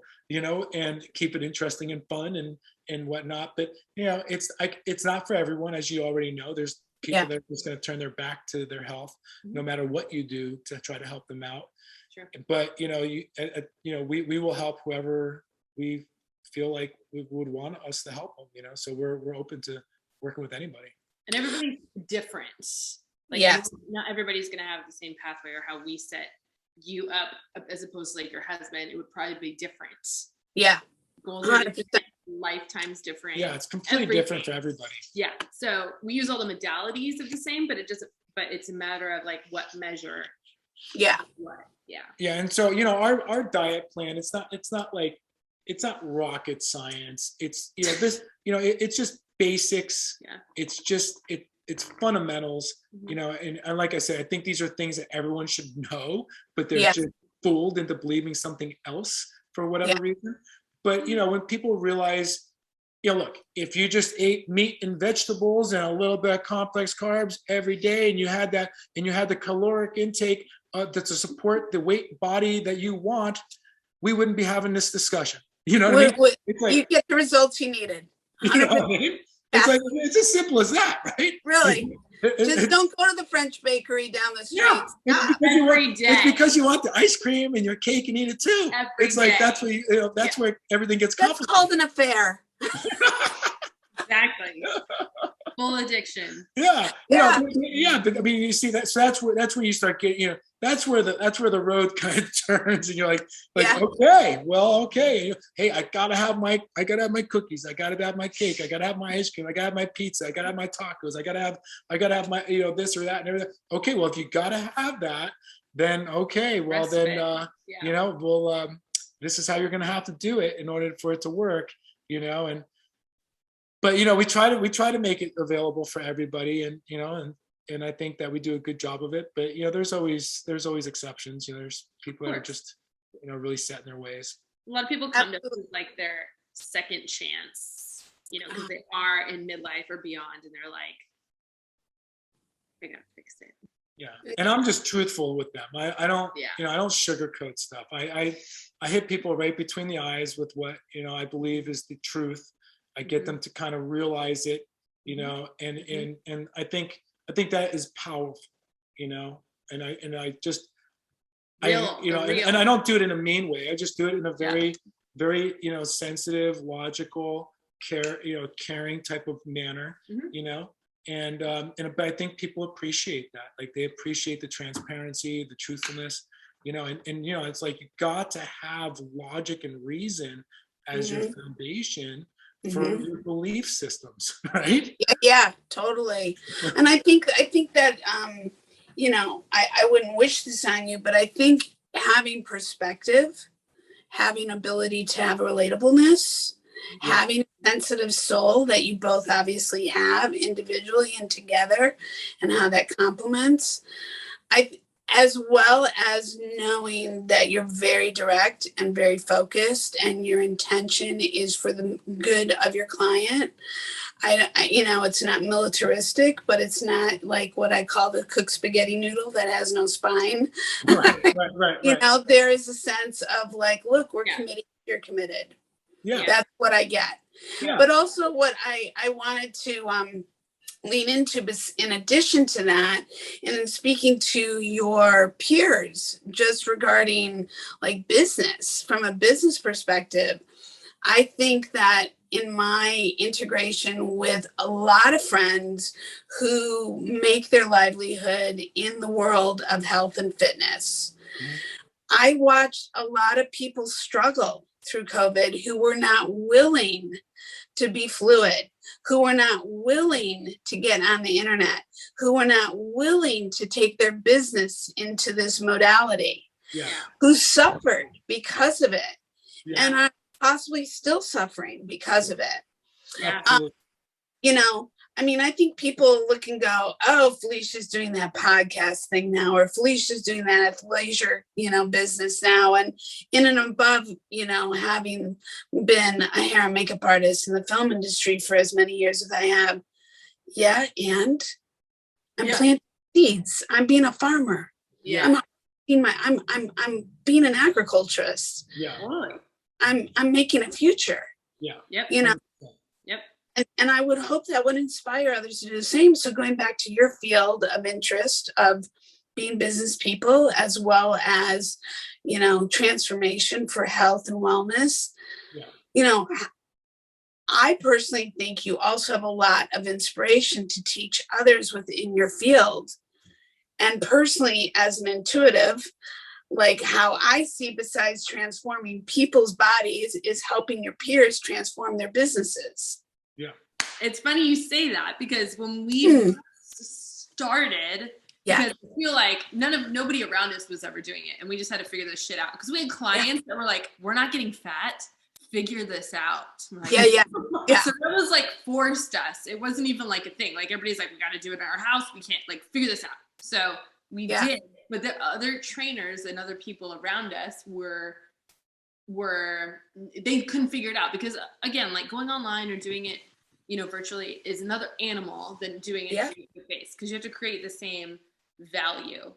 Yeah. To have the same value carry over from in person to that. Nobody could.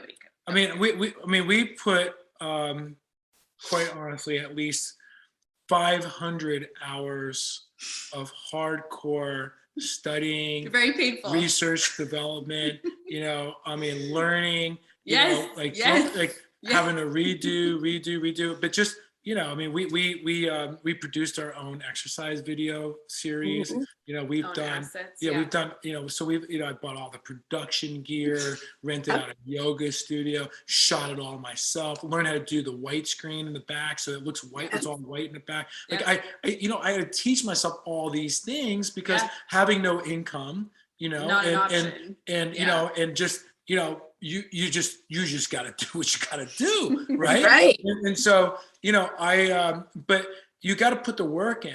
You know, you have to if you want to go in, if you want to go online, you want to be successful.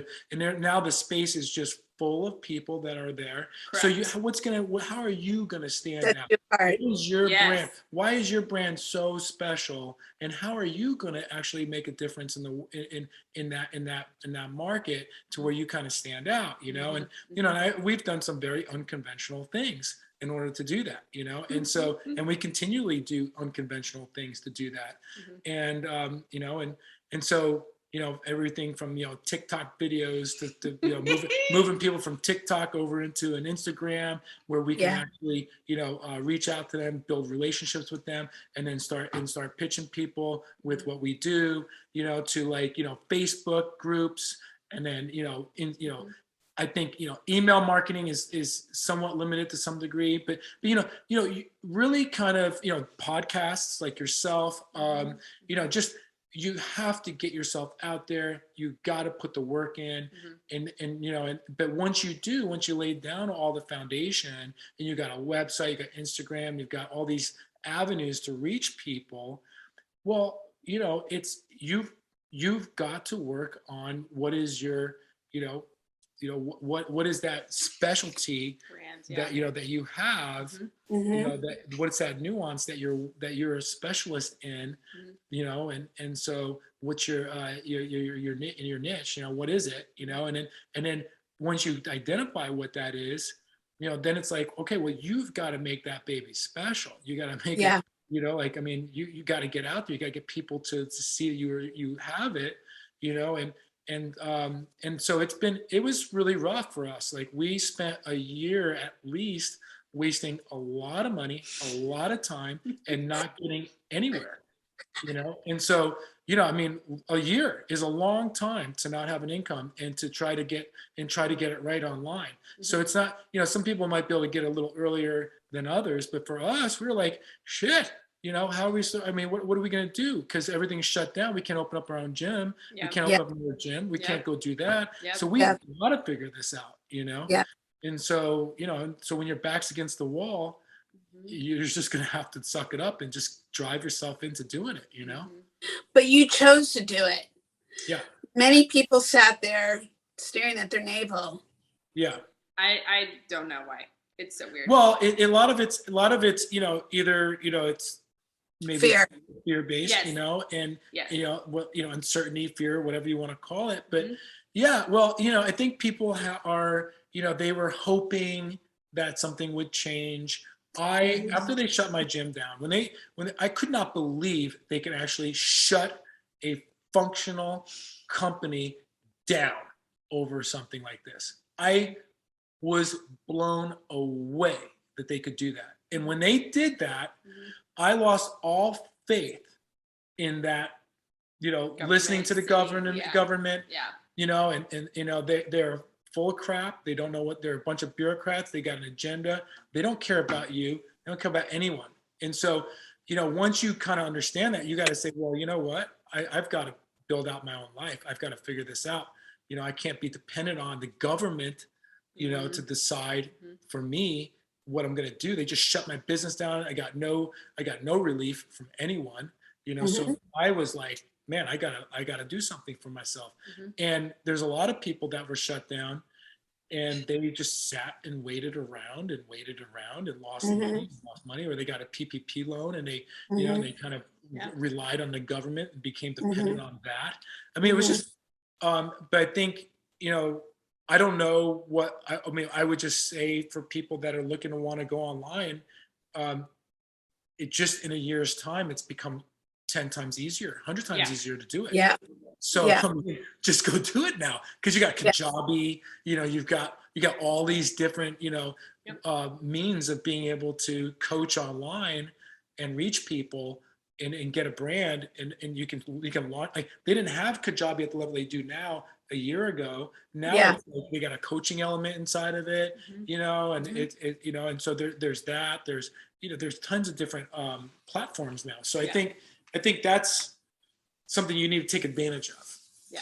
I completely agree. I mean, I know that I was wrapping up a series with a leading man, and literally the sequence of what occurred was I was wrapping this up, but we hadn't wrapped yet. My mom literally passed away. We were with her till her final breath, had to come back and take care of my leading man.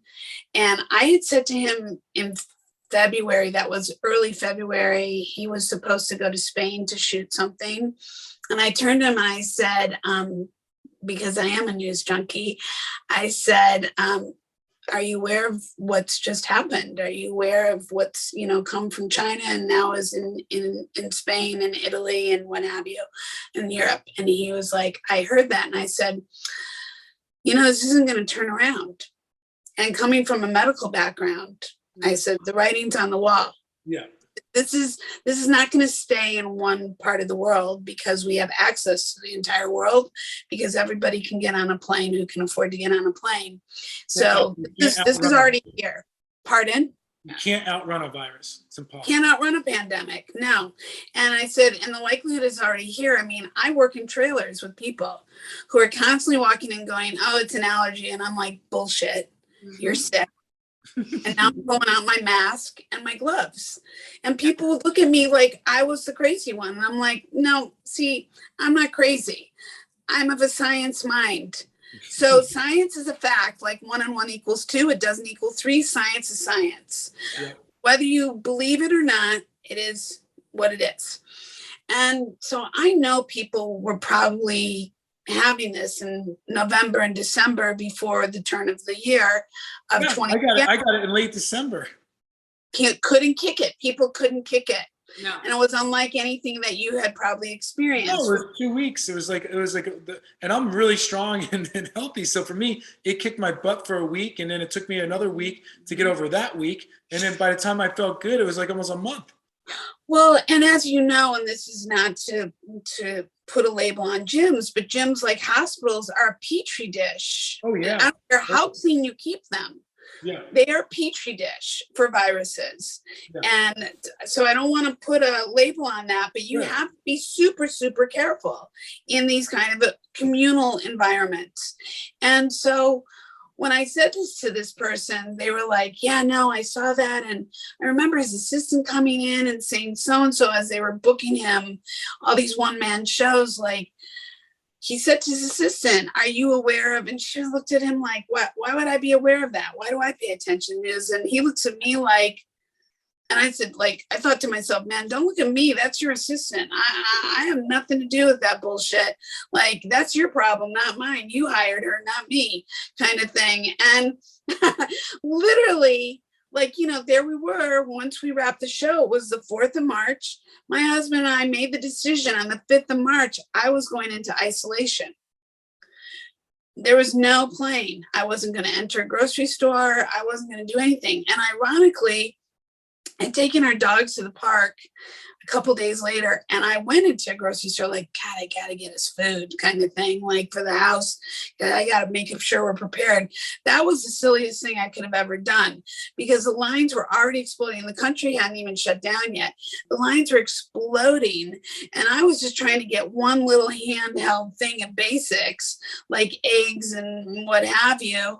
Yeah. And at one point when I thought I was going to go through the self-care like line, they're like, no, ma'am, you have to go to the back of the line. And I was like, all right, yeah, I know how to get to the back of the line, no problem. And then as I'm sitting there, and I could hear my husband going, I asked you not to go to the grocery store, not because he's a controlling man. He just wants me to stay safe, because he's concerned because of the things that I've been through, not because he doesn't think of me being strong, just not wanting me to be vulnerable.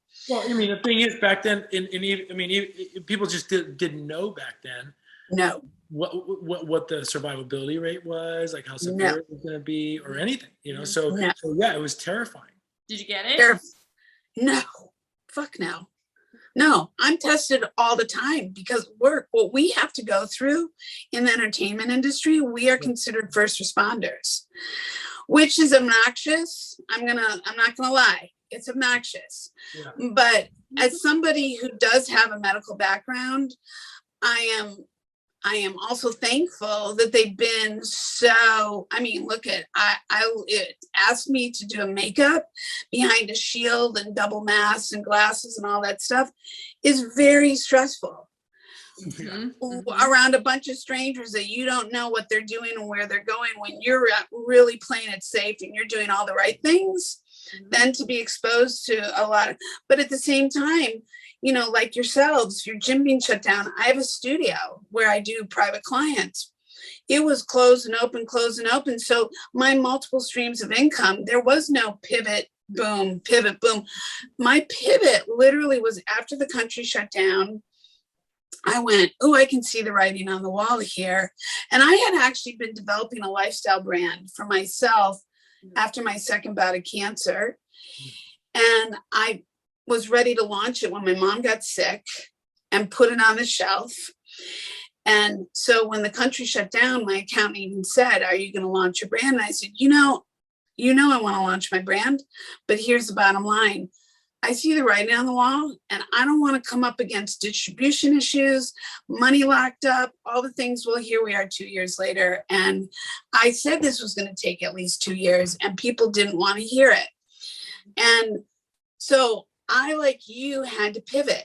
So what inevitably happened was I realized that when salons were closing down, I had a product that I could get people on the phone, start FaceTiming, and start consulting them and saying, if your hairdresser isn't capable, I am. And I started offering them consulting and started custom blending them color. That was a powder fiber, not a cream or a liquid. And I could literally ship it to their home directly at their door. And then I could get on the phone with them and I could walk them through coloring their hair.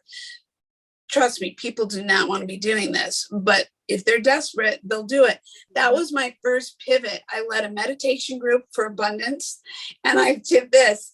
And those are my two ways of starting to adjust with technology and just getting fluid with this stuff.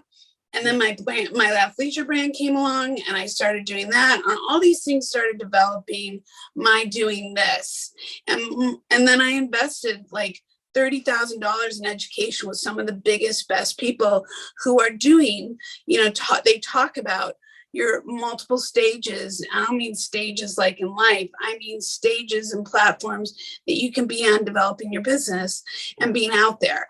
All of the things that we talked about, TikTok, Instagram, Facebook, podcasts, all the things, webinars, blah, blah, blah. And I think that unfortunately, it was much simpler to get stuck in fear than to be proactive. Yeah. I think I became more proactive and not perfect in anything. I think I became more proactive, but in my becoming more proactive, I became less active. For sure. Totally. Yeah, totally happened. That was the payoff. The payoff was doing more, being proactive and getting over these things of the unknown and becoming less active. And so, you know, that's all going to balance out through time. But that's how people like Rachel and I connected. That's how we connected. And I'm grateful for that because we never would have connected otherwise. Not never, but the likelihoods would have been like our paths would not have crossed. You're in different communities. You're doing different things than I'm doing. But what I love about this opportunity is how this has literally blown down doors and opened up opportunity. And if anything, I want to leave this 2 hours of our kibitzing with how people need to recognize opportunity and recognize staying open and recognize not shutting down, but being able to say, I'm willing. I get that maybe yesterday didn't work out so well, or maybe 5 minutes ago didn't. Right. But the next 3 and 4 and 2 hours and 10 hours and 2 weeks can actually make a difference and change my life forever. Yeah. 100%. whatever they decide. Yep. Yeah. Yep. Absolutely. So true. And I think that that's personally what you guys, I feel, stand for. I certainly know I stand for that. I think that no matter what that shows up being and how you change your life for the better, it's all about just making that decision to show up, Yes. action. Yep. Yeah. And, and just, if it doesn't work, just keep at it. Totally. I mean, you just got to keep doing it, because I mean, you may try it and then you go, oh, well, that didn't work. And then you give up. And you're like, no, actually, you're most likely going to fail a few times. 100%. Yeah. And so, and that's why I was like, saying it took us a year to figure out. I mean, we're still evolving. We're still changing. We're still trying to adopt new strategies and new tactics and things like that. It's never going to be ending. And so never going to be ending. No, exactly. And and we're always in a constant state of evolution. And so, just when you get into it, if you don't get discouraged, just stay at it and keep going and going and going. And anytime you get stuck, there's so much information on how to get unstuck on the internet. We'll find ways to get unstuck and get it going again, Yes. Yes, because when you're 84 and I'm 98, Rach, I don't know how old you are, so we don't need to reveal that. But and the fact that I'm being so transparent about it is actually enlightening of itself. But when we're talking at those ages and we're talking about how we're ever evolving and how we did that for the last 40 plus years or whatever, it's going to be because we chose to. Right. 100%. And honestly, it's these kind of conversations that inspire me to keep my candle lit. That's awesome. Well, same here. Awesome. Ditto. It's been awesome, Felicia. It's been great. No, thank you so much for having us. Yeah. Oh my God. I'd love to do this again, frankly. So what we'll do is we'll figure it out, but I just want to wrap my arms around you guys, give you big kisses and say thank you so much for spending the last 2 hours with me and just giving me so much information and giving the world so much information that we get to share with your clients and future clients, and just inspiring people to know that they can get out of their way and they can do better, and that they have a life worth living that's just worth getting up and going and spreading their love with as well. Never too late. It's never too late. Yes. Never too late. A heartbeat. It's never too late. That's right. Until this ticker goes out, we got lots to do. You got it. Yeah. Mwah. Big hugs and kisses. All right. I'll see you later. Thank you. All right. Bye for now. Well, that was amazing. Rachel Sigl and Jake Platt were just incredible human beings to spend the last 2 hours with.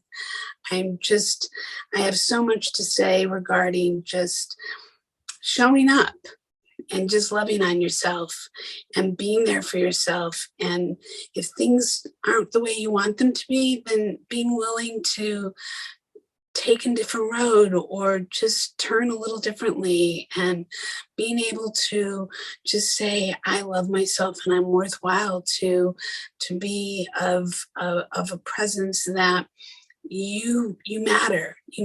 And these two really for the last 2 hours showed us different ways of how to show up and how to pivot and how to be transformational, and how the power of that is just so freeing.